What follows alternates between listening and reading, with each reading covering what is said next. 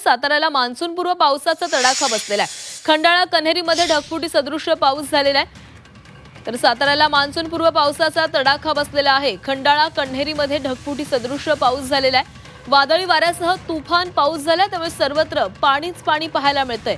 तासभर पडलेल्या पावसानं नागरिकांची धांदल उडालेली आहे। मान्सूनपूर्व पावसानं हजेरी साताऱ्यामध्ये लावलेली आहे। खंडाळा आणि कन्हेरीमध्ये ढगफुटी सदृश पाऊस झालेला आहे। वादळी वाऱ्यासह तुफान पाऊस झालाय, त्यामुळे सर्वत्र पाणीच पाणी पाहायला मिळतं। तासभर पडलेल्या पावसानं नागरिकांची धांदल उडाली।